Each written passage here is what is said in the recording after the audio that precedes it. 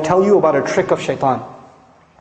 When you go late to work, and your boss is angry at you because you're late, and lots of people work at your office, you know what you do? You avoid eye contact and sneak into your cubicle.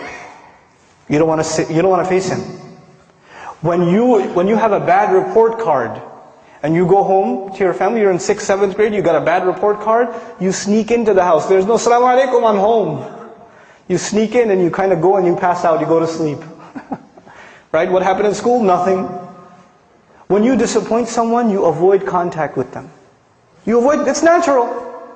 In this case, when we do something shameless, when we wrong ourselves, who have we disappointed?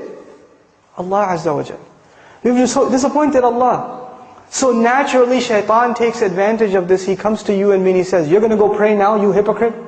You do this shameless thing, you do this and that, and now you want to go attend a class? Now you want to go do, ibadah? You should be, you're such a two-faced person. So this person says to themselves, yeah, I shouldn't go pray because I'm two-faced. Shaitan takes advantage. He distances you from Allah. And we're embarrassed to go before Allah Azza wa Jal. But the true muttaq, he does something wrong. He does something wrong. And immediately what does he do? He remembers Allah.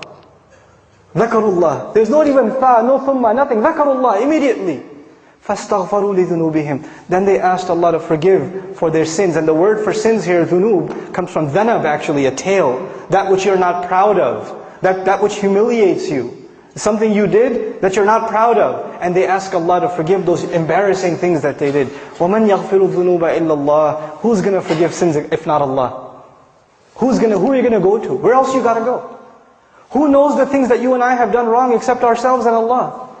There's a lot of things in our closet that Allah has not exposed.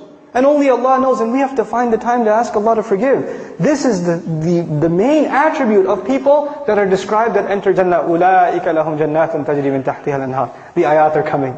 The sandwich between mentions of Jannah.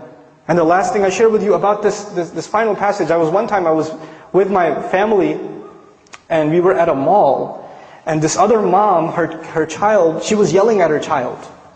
This mother was yelling at her child, and the kid's crying his head off. And she even gave him a little, But you know where the child went? After he even got hit and yelled at? He's still holding on to the mother. He's not letting go. Everywhere else around there are these ugly, gigantic strangers. He doesn't want to deal with them. Even if she's angry, even if she's disappointed, even if she's upset, his whole world, his whole shelter, his whole protection, where is he going to go except? His mother. And it made me think, subhanallah, when you and I sin, when you and I disobey Allah, where are we going to go? Where else is there to go? Who do we turn to? We don't have anywhere else to turn. So even if we disappoint our Lord, even if we fall short of the standards He set for us, the true muttaq, the hopeful of Jannah, he never loses hope in Allah. لا تقنطوا من رحمة الله. Don't lose hope in the mercy of Allah. You're not allowed to lose hope in the mercy of Allah. This is the attitude we have to internalize.